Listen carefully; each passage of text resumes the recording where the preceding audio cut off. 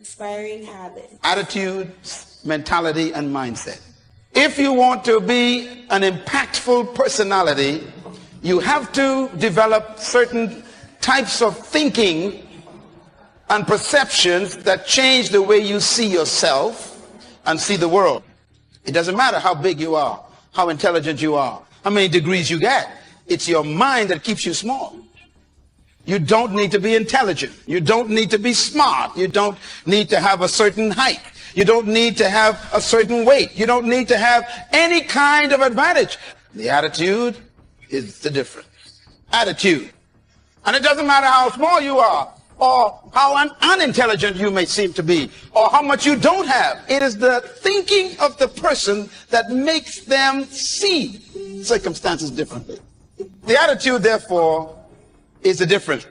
People ask me, how am I doing? My answer is, I have no problems. The word problem is a human definition of an opportunity to grow. If you call it a problem, it's a negative. If you see it as an opportunity, it becomes a positive. Ephesians 3 verse 20. Don't you laugh at the Bible. The verse said, now unto him who is able to do exceedingly, abundantly, above, far beyond all you can ever ask, think, or imagine, according to the power that worketh within you, to him be glory. Attitude is a product of belief. You cannot have an attitude beyond your belief. So your attitude comes from your belief system. I remember sleeping on a mattress on the floor. I remember sleeping one time on a mat, and that sheet never kept the mosquitoes out. All around me was poverty, but we didn't know that because everybody was poor. The only way you know you're poor is when you meet a rich person. And every opportunity was around me to think negative. And I remember, my mother and father would tell us things to fix our belief system. They would say, you can do anything you want to do, son. And they said that when I was sleeping on the floor. It's your mind. They were working on my belief system.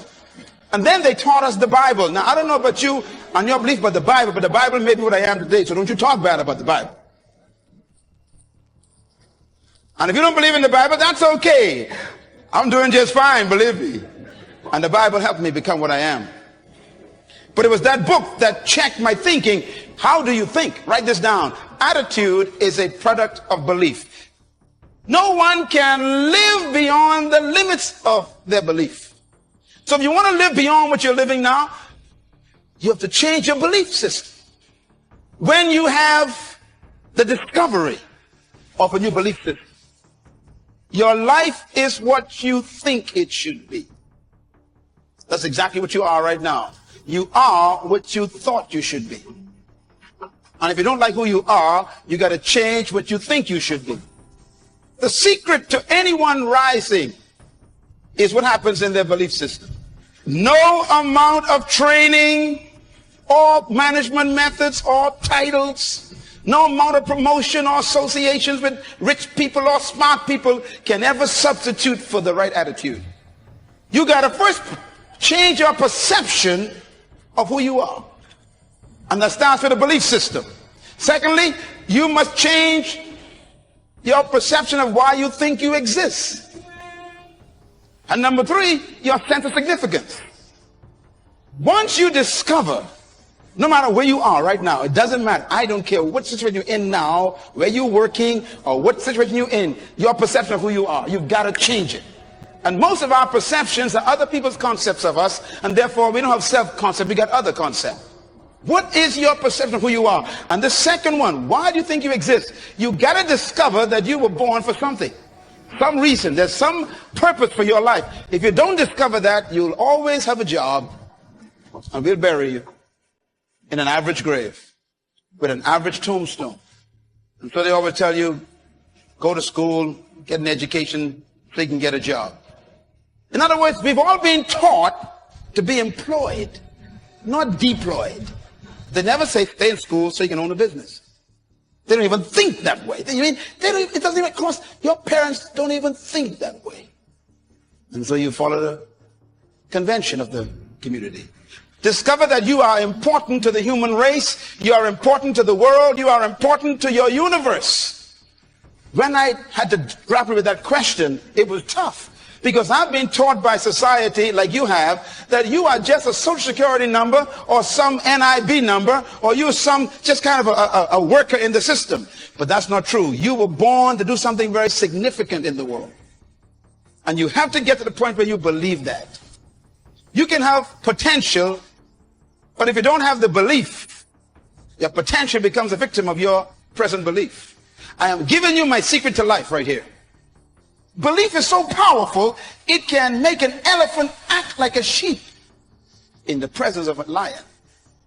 You know, normally people who are insecure, whenever they meet somebody who is confident, they always call the confident arrogant. When you discover who you are, you can't help but be confident. I don't pretend, I don't try to have confidence. If you try, that means you ain't got it. You're faking it. Confidence is a product of belief. What you believe about yourself determines the way you think about yourself, and the way you think about yourself is the way you behave. And you behave bold and confident and fearless because there's some things you discovered about you and about life that makes life change a perception. First of all, your attitude got to be right. Then you must marry that to attributes. That means gifts you were born with. Then you got to marry that to aptitude. That means now you got to educate and train those gifts. That's why you read and study and go to school, for your aptitude to be increased. And then your altitude means you got to change the level of associations you are in.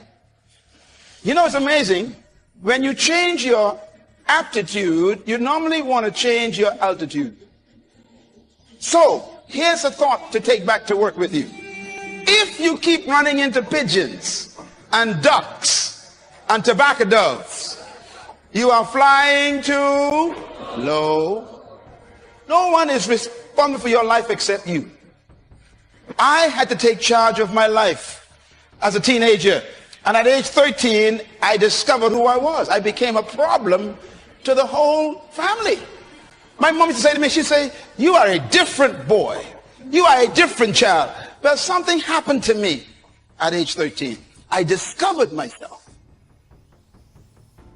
Different was simply meaning you don't think like the rest of the kids. That's all it means. And remember, thinking is belief system being exposed. And therefore, I married my attitude and my attributes, and my aptitude changed, and I began to study for a different reason. And suddenly my altitude changed. I started attracting different types of friends. You know, a seed can be placed on a windowsill in your tiled bathroom and stay there for 50 years, and the tree never come out, even though the seed has a tree. You know, trees are not in the soil. They are trapped in a seed. It is a victim of the environment. If you can just get that seed off that windowsill and put it in soil with a little bit of water, here comes the future. That's the way life is. You are no different from a seed. And every one of you that walked through that door today is a seed that was sent to the planet to produce a tree to serve the world your fruit. That's why you were born. There are some folks in your life right now who are very toxic. They will pollute your seed. You'll never come out. Have you noticed that people who ain't going nowhere want you to go with them? Folks who ain't doing nothing in life want you to do it with them. This is why you got to break away from your best friends sometime to become better. You outgrow people, so know when to leave. So coming to a summit like this and sitting among people like this is fertilizer.